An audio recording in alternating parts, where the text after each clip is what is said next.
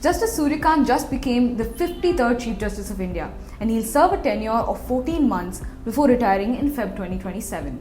He steps in at a critical moment. The Supreme Court is staring at a backlog of more than 90,000 pending cases, something he's acknowledged publicly. CJI Kant has been clear that the reasons behind the pendency crisis are complex, from inefficiencies in listing to deeper systematic problems. He has promised to take on a hands-on approach to clear long-stalled matters. He's also flagged a worrying trend, litigants bypassing high courts and going straight to the Supreme Court, something he wants to study and reverse, while strengthening the district judiciary. But the point is this, the backlog didn't appear overnight. Under his predecessor CJI B.R. Gavai, pendency crossed the 90,000 mark for the first time in more than 3 decades, despite a reasonably consistent rate of disposal of cases. In just 6 months, the court added around 8,400 pending cases. Now during vacation, pendency always rises. Filing don't stop, but hearings slow down, and that's expected. What's unusual is what normally happens next.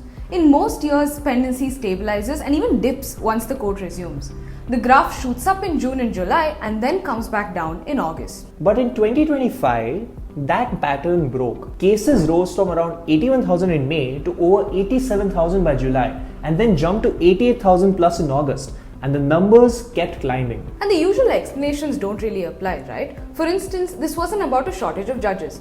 By August, the Supreme Court was back at full sanction strength with every vacancy filled. The problem seems to have two sides. One, the lack of a focused strategy in the Gavai Court. Previous CJIs had a clear plan. CJI Chandrachud, for instance, created special benches and introduced systemic changes.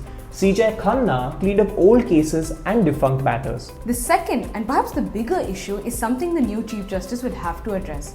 The number of new cases filed every month has skyrocketed, from 4,000 to 5,000 cases to over 7,000 cases almost every month since mid-2025. So as CJI Suryakant begins his tenure, he inherits a judiciary in a real crisis, but also one that offers clear lessons on what has worked and what has not worked. How will he deliver on his promise to tackle the pendency crisis?